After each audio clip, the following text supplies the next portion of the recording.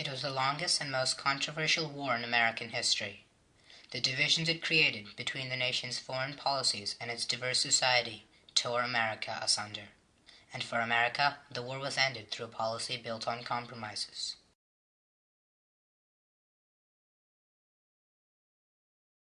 The roots of American involvement in Vietnam lie in the French Indochina War, which began in 1946 and lasted 8 years. In the war, Vietnamese revolutionaries led by Ho Chi Minh and ardent communists fought to retain their independence from French colonialists. As a result of increasing Cold War fears of communism, the U.S. chose to back its longtime ally, France, in the war through massive economic assistance. The French Indochina War was brought to an end by the Geneva Agreements of July 1954, which divided Vietnam into a communist north and a non-communist south. Under the Eisenhower administration, the United States furnished South Vietnam with funds, supplies, and military advisors. This was part of the American attempt to secure that country from a growing communist insurgency directed by North Vietnam. U.S. foreign policy towards the Indochina region and Vietnam evolved out of the Cold War doctrine of containment, a policy that advocated firm resistance towards the expansive tendencies of Soviet communism. China's fall to communism in 1949 elevated American concerns and increased the significance of preventing a communist victory in Indochina. To American policymakers, the importance of defending Indochina was multifold. According to an emerging Cold War theory known as the falling dominoes principle, Indochina's fall to communism would lead to communist takeovers in neighboring nations, losses that would be unacceptable.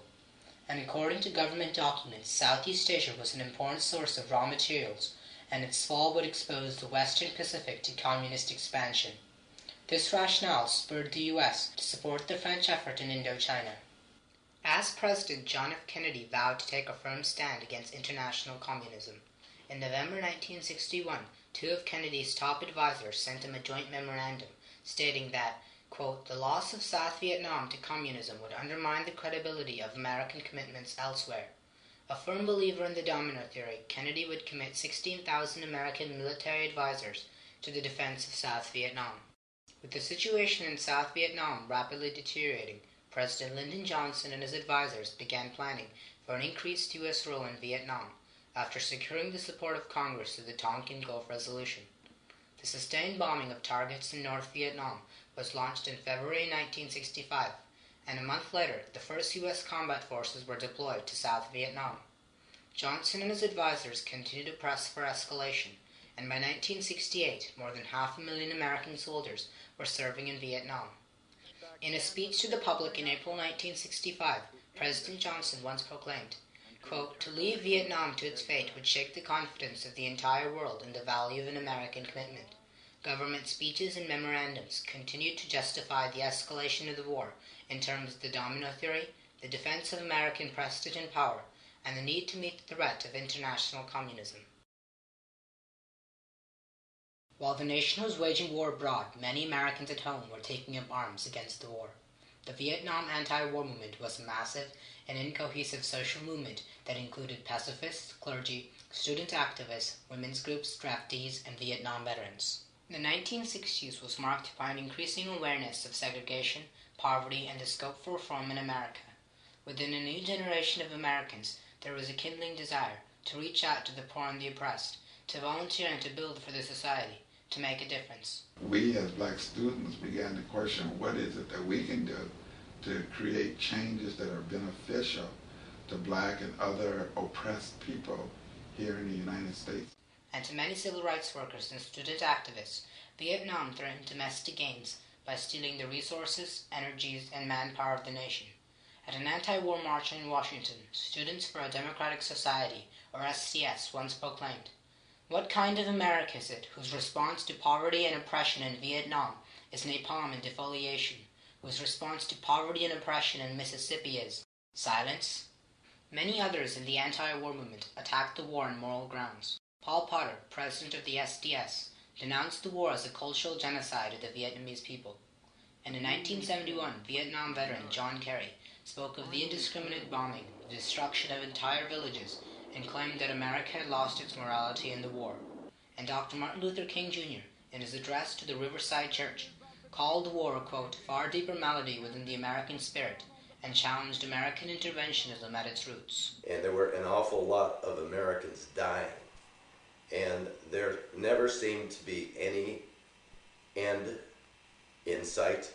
And we certainly did not think that the cream of young American life should be sacrificed in an unjust war.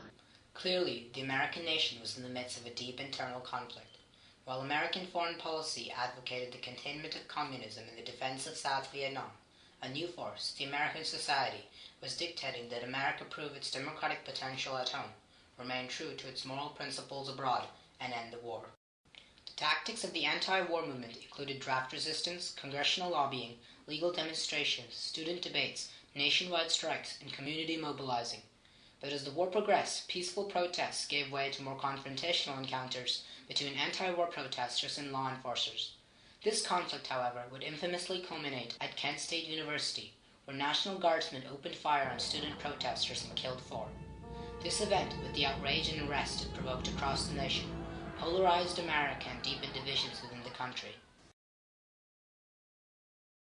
Elected in November 1968, President Nixon planned to pursue a compromise policy in Vietnam that would serve as a bridge between the demands of anti-war protesters and American foreign policy. In his speech, Peace in Vietnam, Nixon rejected both a purely military solution and also a precipitate withdrawal that would amount to an American defeat. As Nixon promised in November 1969, we will persist in our search for a just peace through a negotiated settlement.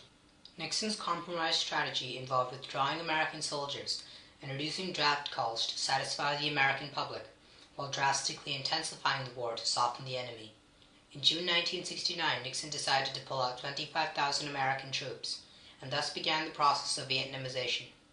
Vietnamization called for the phased withdrawal of the American fighting force and the transfer of combat duties to the South Vietnamese.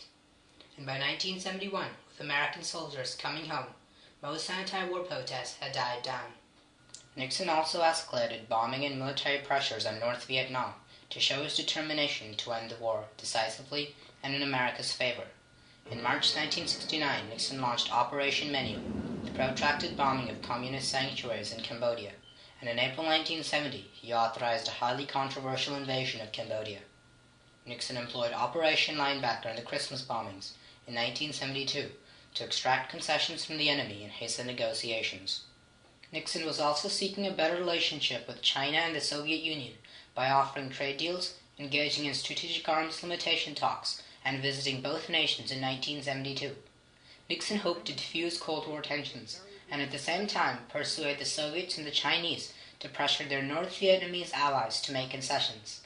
Among the finest moments in his presidency, Nixon's visits to China and the Soviet Union ushered on the reconciliation of American foreign policy and some domestic concerns.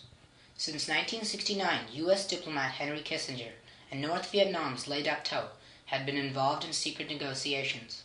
Both sides would eventually compromise in these negotiations.